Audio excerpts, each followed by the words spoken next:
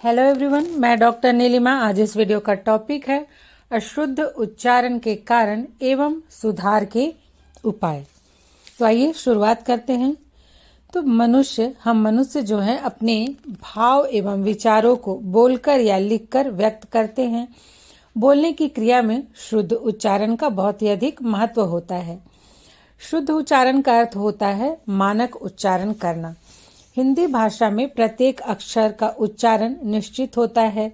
इतना ही नहीं, दो या दो से अधिक अक्षरों से बनने वाले शब्दों का उच्चारण करने से संबंधित भी अपने नियम हैं।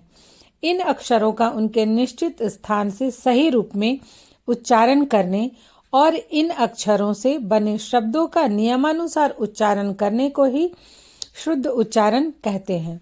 भाषा के शुद्ध उच्चारण की दृष्टि से उच्चारण शिक्षण का महत्वपूर्ण स्थान होता है। अर्थात भाषा में जब हम किसी के सामने अपनी बातों को रख रहे हों तो उस समय व्याकरण की गलती से तो बात समझ में आ जाती है, लेकिन यदि उच्चारण अशुद्ध हो तो जो भी हम बोलना चाहते हैं उसके अर्थ बदल जाते हैं। इसलिए शुद्ध उच्चारण का बहुत ही महत्वपूर्ण स्थान होता है भाषा में। अब हम देखेंगे कि अशुद्ध उच्चारण के क्या कारण हैं। तो उच्चारण संबंधी अशुद्धियों को हम कुछ निम्नलिखित वर्गों में विभाजित करके उनका अध्ययन कर सकते हैं। नंबर 1 है शारीरिक कारण, 2 है मानसिक कारण, 3 सामाजिक कारण, 4 शैक्षिक कारण, 5 भाषाई कारण और 6 अन्य कारण। सबसे पहला है शारीरिक कारण। उसमें भी है नंबर 1 शारीरिक संरचना। तो बालक की जो शारीरिक संरचना होती है वह वंशानुक्रम एवं भौगोलिक स्थिति से प्रभावित होती है। ये आपने साइकोलॉजी में पढ़ा ही है। तो यदि बालक के उच्चारण तंत्र जैसे उसके ओष्ठ, तालु, जीभ, दांत आदि में जब विकार होता है तब शुद्ध उच्चारण में बाधा उत्पन्न होती है। आप देखते ना, जब छोटे बच्चों के दांत गिरने लगते हैं उस समय भी उनके उच्चारण में अंतर आता है।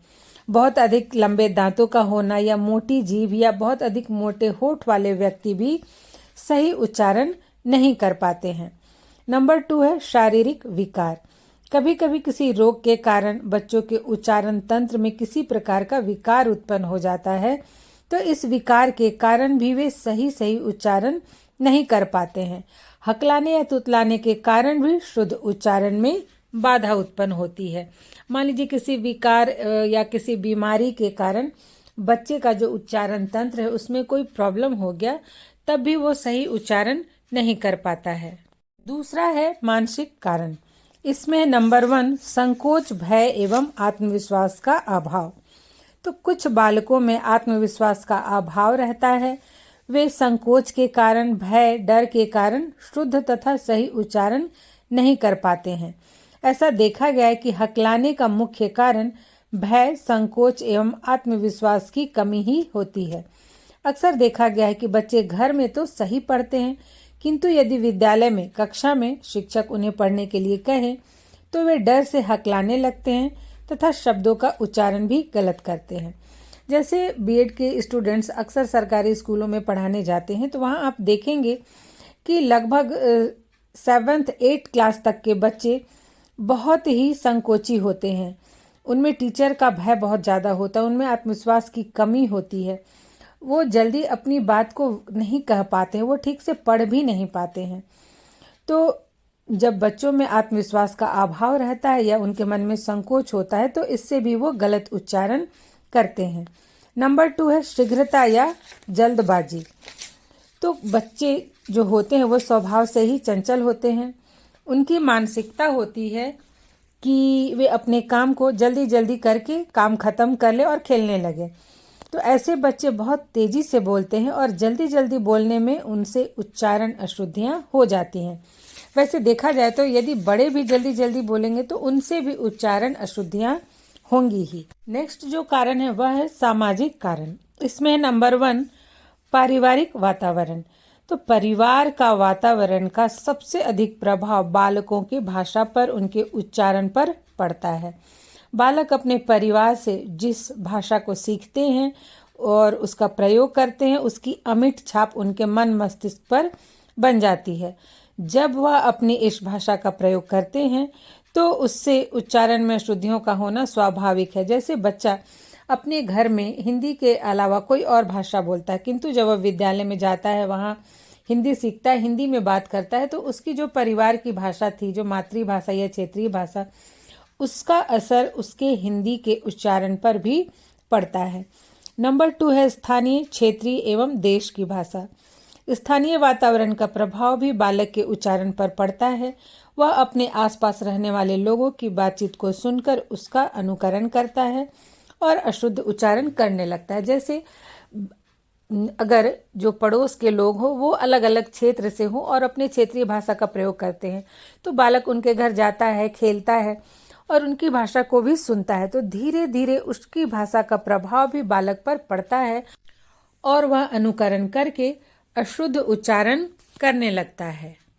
जैसे मान लीजिए कोई परिवार है जहाँ हिंदी भाषा का प्रयोग होता है घर में, लेकिन अगर उनके पड़ोसी बंगाली हों या पंजाबी हों या फिर ट्राइबल हों, तो धीरे धीरे उनकी भाषा में भी कुछ शब्दों का प्रयोग होने लगता है, बंगाली, पंजाबी या फिर ट्राइबल, या फिर उनकी भाषा का टोन उस तरह का बनने लगता है, तो आसपास के का भी प्रभाव पड़ता है। उसी प्रकार से क्षेत्रीय एवं देश की भाषा का भी प्रभाव पड़ता है। अब पंजाबी जो होते हैं उनका हिंदी बोलने का कुछ अलग ही तरीका होता है, और जो बंगाली होते हैं उनका भी हिंदी बोलने का कुछ अलग तरीका होता है। तो इस तरह से जो स्थानीय वातावरण है या फिर क्षेत्रीय है या फिर देश की भाषा है, उसका भी प्रभाव पड़ता है हिंदी के शुद्ध उच्चारण पर। अब जैसे मान लीजिए इंडिया के बाहर से जो लोग आते हैं तो उनका उच्चारण कुछ अलग ही होता है हिंदी का, तो ये सब भी बालकों के शुद्ध उच्चारण को प्रभावित करते हैं। तीसरा जो सामाजिक कारण है वह है अन्य बोलियों एवं भाषाओं का प्रभाव। तो हमारे देश में विभिन्न प्रकार की भाषाएं प्रचलित है, जो कि हमने विविधता में पढ़ा था। प्रत्येक भाषा की अपनी मूल ध्वनियां होती हैं और इन विभिन्न भाषाओं के व्यक्ति अपनी भाषा के अनुसार ध्वनियों का उच्चारण करने में अभ्यस्त होते हैं। उन्हें दूसरी भाषा की नई ध्वनियों का उच्चारण करने में परेशानी होती है। जैसे कश्मीरी भाषा में घ ध्वनि नहीं होती है, इसलिए वे घोड़ा को गोड़ा बोलते हैं। इस प्रकार से बंगाली भाषा में व ध्वनि नहीं है, जिसके कारण वे भी व के स्थान पर सदैव ब ध्वनि का उच्चारण करते हैं। तमिल में त को थ के रूप में उच्चारण करते हैं। इस प्रकार से जब हिंदी भाषी अहिंदी भाषा क्षेत्र में जाकर रहते हैं, तब उनकी अपनी भाषा अर्थात हिंदी के उच्चारण में भी दोष आ जाता है। तो इस प्रकार से व्यक्ति की भाषा पर अन्य भाषाओं और बोलियों का प्रभाव भी स्पष्ट रूप से पड़ता है, जिसके कारण उसमें उच्चारण दोष उत्पन्न हो जाता है। नेक्स्ट है शैक्षिक कारण। उसमें नंबर 1 है भाषा संबंधी अज्ञानता। भाषा से संबंधित अज्ञानता के कारण भी बालकों में उच्चारण दोष आ जाता है। कभी कभी बच्चों को शुद्ध उच्चारण सुनने का अवसर ही नहीं मिलता है, जिससे वे उसका अनुकरण करके शुद्ध उच्चारण करना सीख सके। मान लीजिए कि किसी स्थान पर क्षेत्रीय भाषा का ही प्रयोग ज़्यादा किया जाता है, तो वैसे में बच्चे हिंदी का शुद्ध उच्चारण कैसे किया जाता है उन्होंने कभी सुना ही नहीं है, तो उनके उच्चारण में दोष का आना स्वाभाविक ही है। नंबर 2 है मूल ध्वनियों के स्पष्ट ज्ञान का अभाव। छात्रों को हिंदी की मूल ध्वनियों तथा उन ध्वनियों के उच्चारण स्थान का स्पष्ट ज्ञान नहीं होता है तथा उन्हें मूल ध्वनियों के उच्चारण का अभ्यास भी नहीं कराया जाता है। यही कारण है कि वह अक्षरों एवं संयुक्त अक्षरों का शुद्ध उच्चारण नहीं कर पाते हैं। जैसे प्रधान को प्रधान बोलेंगे, मंत्री को मंत्री बोलेंगे, स्कूल को अस्कूल बोलेंगे। तो इस तरह से हम बच्चों को इस प्रकार की अशुद्धियों को करते कई बार सुनते भी हैं। नेक्स्ट है नंबर 3 मात्राओं के स्पष्ट ज्ञान का अभाव। विद्यालय में बच्चों को मात्राओं एवं उनके उच्चारण का स्पष्ट ज्ञान नहीं कराया जाता है, जिसके परिणाम स्वरूप बच्चे मात्राओं का उच्चारण करने में भूल करते हैं। जैसे बच्चे जो होते हैं तो आजकल केवल अ आ इ ई पढ़ा दिया जाता है, लेकिन उसे हर वर्णमाला के अक्षर में लगाकर नहीं पढ़ाया जाता है, जिससे कि बच्चे इसे विस्तृत रूप से नहीं जान पाते हैं और वे मात्राओं को पढ़ने में लिखने में भी कई प्रकार के भूल करते हैं। नेक्स्ट है नंबर 4 र के विभिन्न रूप एवं री के स्पष्ट ज्ञान का अभाव। विद्यालय में बच्चों को र के विभिन्न रूपों का स्पष्ट ज्ञान देकर अभ्यास नहीं कराया जाता है, जिसके परिणाम स्वरूप बच्चे ग्रह एवं गृह में अंतर नहीं कर पाते हैं। जैसे कि र, री, क्री, क्र, क्र, तो मतलब सबका उच्चारण लगभग एक ही तरह का है, सेम है।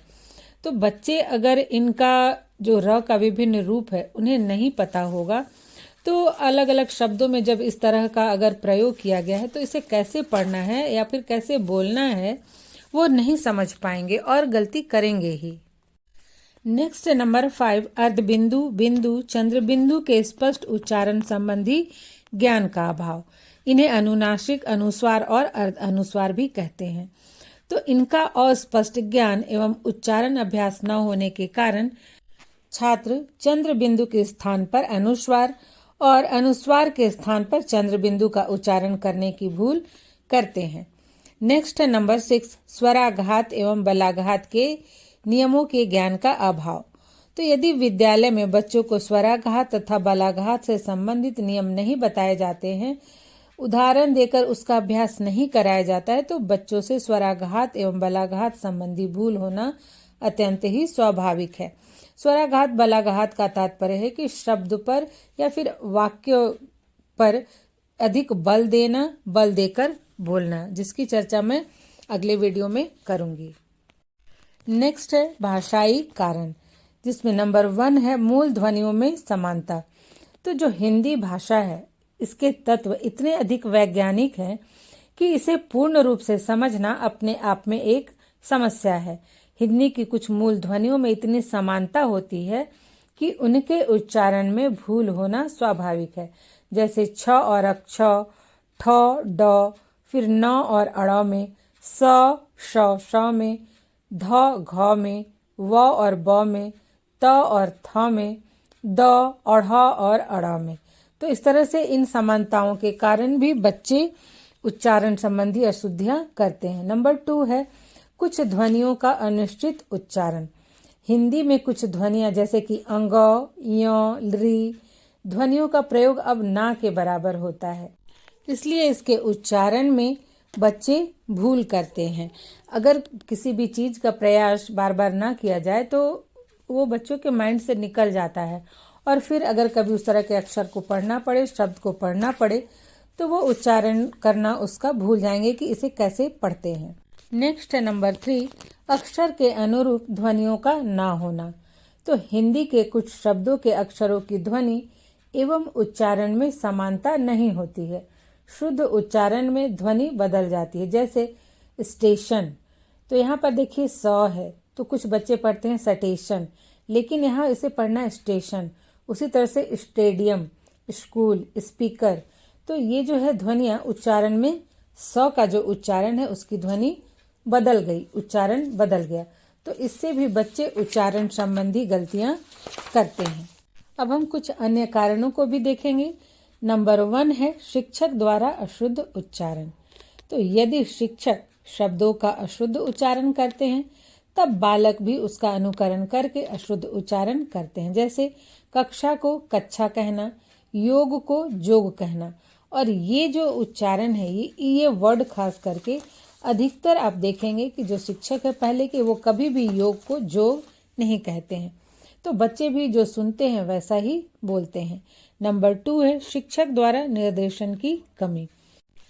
शिक्षक द्वारा उचित निर्देशन का अभाव एवं शिक्षक की असावधानी के कारण भी बच्चों में उच्चारण दोष बना रहता है। कि जब बच्चे यदि अशुद्ध उच्चारण करते हैं तो शिक्षक को चाहिए कि वो उन्हें बताए कि नहीं, ये उच्चारण गलत है, इसका उच्चारण ऐसे करना है। यदि शिक्षक ये नहीं बताएंगे या फिर वो खुद ही सावधानी से बच्चों के उच्चारण पर ध्यान नहीं देंगे, अपने उच्चारण पर ध्यान नहीं देंगे, तो बच्चों में उच्चारण दोष बना ही रहेगा। तो ये थे अशुद्ध उच्चारण के कुछ कारण। अब हम देखते हैं कि अशुद्ध उच्चारण दोष को किस प्रकार से दूर किया जा सकता है।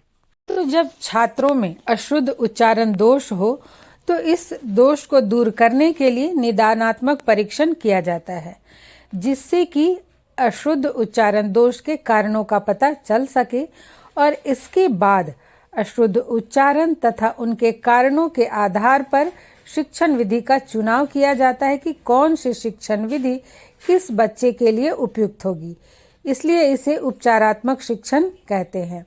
उपचारात्मक शिक्षण विधि को मुख्य रूप से दो भागों में बांटा जा सकता है।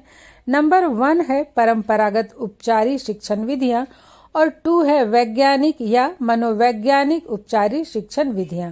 अब हम एक एक करके इनको देखेंगे। नंबर 1 परंपरागत उपचारी शिक्षण विधि। तो भाषा शिक्षण के समय अनुकरण वाचन से उच्चारण अशुद्धियों का पता चल जाता है, अतः शिक्षक को प्रयत्नशील रहना होगा तथा अशुद्ध उच्चारण को दूर करने के लिए सामूहिक या व्यक्तिगत रूप से अभ्यास कराना होगा। शारीरिक दोष के लिए डॉक्टरी सहायता ली जा सकती है। क्षेत्रीय एवं स्थानीय प्रभाव को दूर करने के लिए अभ्यास कराया जाता है।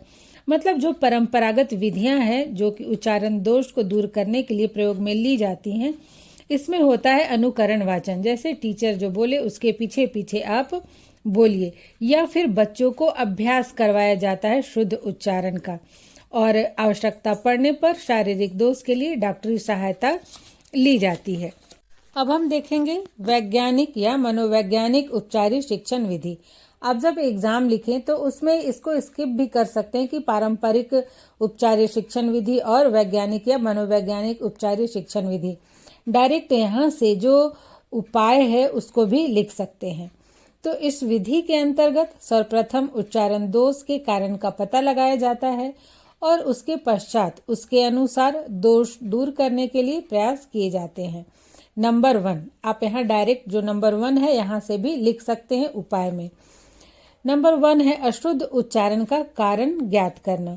उच्चारण दोष को दूर करने से पूर्व सर्वप्रथम यह पता लगाने का प्रयास किया जाना चाहिए कि छात्र के उच्चारण अशुद्धियों का क्या कारण है।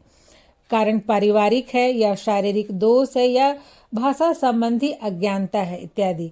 उसके बाद ही उसका निदान करना चाहिए। मान लीजिए बच्चा यदि जो उसमें उच्चारण दोष है वो किसी शारीरिक दोष के कारण है, तब फिर कितने भी प्रयास करने के बाद उसके दोष को नहीं सुधारा जा सकता। उसके लिए डॉक्टरी सहायता लेनी होगी, अभ्यास कराना होगा। या फिर उसमें भाषा संबंधी अज्ञानता है तो उसे भाषा का ज्ञान देना होगा। तो इसलिए सबसे पहले जो दोष है उच्चारण दोष, उसके कारणों का पता लगाना चाहिए। नेक्स्ट जो उपाय है नंबर 2 है वह है शुद्ध उच्चारण का महत्व बताना। बच्चों को ये भी पता होना चाहिए कि शुद्ध उच्चारण का क्या महत्व है, नहीं तो वो ये समझेंगे कि अरे कैसे भी बोलो कोई बात नहीं है। तो शिक्षक द्वारा छात्रों को शुद्ध उच्चारण का महत्व बताकर उनमें शुद्ध उच्चारण की आकांक्षा जागृत की जानी चाहिए तथा प्रशिक्षण के साथ साथ प्रोत्साहन भी उनको देना चाहिए। मतलब छात्र के अंदर भी ये इच्छा होनी चाहिए कि वे शुद्ध शुद्ध बोल सके, इसके लिए उन्हें ट्रेंड करे और प्रोत्साहित भी करना चाहिए। नंबर 3 है भाषा विज्ञान का ज्ञान। छात्रों के उच्चारण दोष को दूर करने के लिए छात्रों को भाषा विज्ञान का ज्ञान देना चाहिए। उन्हें ध्वनियों के उच्चारण संबंधी अवयवों का ज्ञान कराना चाहिए। इसके अंतर्गत मूल ध्वनियों, मात्राओं, अनुनासिक, अनुस्वार, अर्ध अनुस्वार का स्पष्ट ज्ञान कराना चाहिए। अर्थात भाषा में कब किस अक्षर शब्द का कैसे उच्चारण करते हैं, किस मात्रा का कैसे उच्चारण करते हैं, इन सब का स्पष्ट ज्ञान देना चाहिए। नेक्स्ट है नंबर 4 उच्चारण संबंधी नियमों का ज्ञान। तो छात्रों को उच्चारण से संबंधित नियमों का भी स्पष्ट ज्ञान करा देना चाहिए। उच्चारण स्थान का ज्ञान शुद्ध उच्चारण सीखने में सहायक होता है, जैसे कि कंठ, तालु, दंत, ओष्ठ, मूर्धा से किन स्वर व्यंजनों का कैसे उच्चारण किया जाता है, इससे संबंधित नियम छात्रों को अवश्य बताने चाहिए और अभ्यास भी कराना चाहिए। नंबर 5 है सामूहिक अभ्यास। उच्चारण दोष को दूर करने में सामूहिक अभ्यास की विधि अधिक प्रभावशाली होती है। अधिकांश छात्र सामूहिक अभ्यास से शुद्ध उच्चारण करने लगते हैं। ऐसे भी बच्चों को जब वो छोटे होते हैं तो छोटे क्लास में उन्हें सामूहिक अभ्यास करवाया जाता है, अनुकरण वाचन करवाया जाता है, सस्वर वाचन भी करवाया जाता है। नेक्स्ट जो उपाय है नंबर 6 धैर्य एवं सूझबूझ। औपचारिक शिक्षण विधि में शिक्षक को धैर्य से काम लेना चाहिए। यदि अशुद्ध उच्चारण करने पर छात्र को डांट दिया जाए तब उनके उच्चारण में सुधार नहीं किया जा सकता है, बल्कि शिक्षक के धैर्य, सूझबूझ तथा सहानुभूतिपूर्ण व्यवहार से ही सुधार की संभावना अधिक होती है। बच्चे डर के कारण और भी गलत उच्चारण करने लगते हैं, तो इसलिए हमेशा शिक्षक को जब भी वो बच्चों को उच्चारण करना सिखाए तो धैर्य, सूझबूझ और सहानुभूतिपूर्ण व्यवहार का सहारा लेना चाहिए। नंबर 7 है सहानुभूतिपूर्ण व्यवहार। कभी कभी छात्र संकोच एवं डर के कारण भी अशुद्ध उच्चारण करते हैं। ऐसे छात्रों से मनोवैज्ञानिक व्यवहार, प्रोत्साहन, आश्वासन, सहानुभूतिपूर्ण व्यवहार करके उनके अशुद्ध उच्चारण को सुधारा जा सकता है। उन्हें प्रोत्साहित करें, आश्वासन दे कि नहीं, तुम कर सकते हो, तुम शुद्ध उच्चारण कर सकते हो। तो ऐसे में बच्चे और भी ज्यादा प्रोत्साहित होते, मोटिवेट होते हैं शुद्ध उच्चारण करने के लिए। नेक्स्ट है नंबर 8 शारीरिक दोष का निराकरण। तो कभी कभी ऐसा भी देखा गया है कि दृष्टि दोष या फिर श्रवण दोष के कारण भी बालक अशुद्ध उच्चारण करते हैं। उन्हें स्पष्ट रूप से दिखाई नहीं देता या क्लियर सुनाई नहीं देता, जिससे वो गलत ही सुनते या देखते नहीं है ठीक से, तो अशुद्ध उच्चारण करते हैं। तो इसके लिए डॉक्टरी परीक्षण तथा डॉक्टर की सहायता लेनी चाहिए। हकलाने या तुतलाने वाले बालकों में आत्मविश्वास पैदा करना चाहिए। उन पर शिक्षक को विशेष ध्यान देना चाहिए। उनसे शब्दों का उच्चारण खंड खंड करके करवाया जा सकता है। तो यदि शारीरिक दोष के कारण उच्चारण दोष हो तब फिर उस पर ध्यान देना चाहिए। नंबर 9 है शिक्षक द्वारा अशुद्ध उच्चारण। विद्यालय में छात्र अपने अध्यापक का, अपने टीचर का अनुकरण करते हैं, अतः शिक्षक को उच्चारण में अक्षरों की शुद्धता, लय, सुर, बलाघात इत्यादि पर पूरा ध्यान देना चाहिए। इससे बच्चे भी उनका अनुकरण करके शुद्ध उच्चारण करना सीखते हैं। नेक्स्ट है नंबर 10 प्रतियोगिताओं का आयोजन। विद्यालय में वाद विवाद प्रतियोगिता, संभाषण, संवाद तथा उच्चारण संबंधी विविध प्रतियोगिताओं का आयोजन करने से भी छात्रों का आकांक्षा स्तर ऊंचा होता है। उनके उच्चारण संबंधी सुधार के लिए यह अत्यंत ही लाभदायक तरीका होता है। और अंत में तकनीकी माध्यमों का प्रयोग नंबर 11। वर्तमान में हम देखते हैं कि तकनीकी के इस युग में शिक्षा के क्षेत्र में बड़े पैमाने पर तकनीकी माध्यमों का प्रयोग किया जाने लगा है। तो यदि संभव हो तो उच्चारण संबंधी दोष को दूर करने के लिए तकनीकी माध्यमों या साधनों का अवश्य ही उपयोग करना चाहिए। इसके लिए भाषा प्रयोगशाला द्वारा शुद्ध उच्चारण का अभ्यास कराया जाता है। शिक्षक अपने बूथ में श्रव्य यंत्र से उच्चारण करता है। इसमें छात्रों को सिर्फ ध्वनियां सुनाई देती हैं और छात्र ध्वनि सुनकर उच्चारण करते हैं। यह अधिक प्रभावशाली साधन है। भाषा प्रयोगशाला के माध्यम से छात्रों को ध्वनियों का उच्चारण, मात्राओं का उच्चारण इत्यादि बहुत ही आसानी से सिखाया जा सकता है, उसका अभ्यास कराया जा सकता है, जिससे उनका उच्चारण दोष शुद्ध हो सके। तो इस प्रकार से यदि इन उपायों को हम अपनाएं, टीचर अपनाएं, तो छात्रों के उच्चारण दोष को दूर कर सकते हैं। लेकिन प्रैक्टिकल में देखिए कि ऐसा देखा गया है कि बचपन से बालक जिस माहौल में रहता है तो कुछ न कुछ शब्दों के उच्चारण का ऐसा हैबिट हो जाता है उनमें कि चाहे कितना भी समझाया जाए वो उसी प्रकार से उच्चारण करते हैं। फिर भी प्रयास जारी रखना चाहिए, प्रयास करने से सफलता अवश्य मिलती है। तो अब हम बात करेंगे कंक्लूजन की। तो इस प्रकार से छात्रों के उच्चारण संबंधी अशुद्धियों को दूर करने के लिए अशुद्ध उच्चारण के कारणों का सबसे पहले पता लगाकर निदानात्मक उपाय किया जाता है। इसके अतिरिक्त शिक्षक अपने अनुभव के आधार पर भी उच्चारण दोष में सुधार करने हेतु प्रविधियों का प्रयोग करके छात्रों में शुद्ध उच्चारण के आदत का विकास कर सकते हैं। आशा करती हूँ ये वीडियो आपके लिए हेल्पफुल होगा। अगर हेल्पफुल हो तो लाइक करें और कमेंट करके जरूर बताएं। दूसरों के साथ भी शेयर करें जिससे अन्य लोग भी, अन्य स्टूडेंट भी इसका लाभ उठा सकें।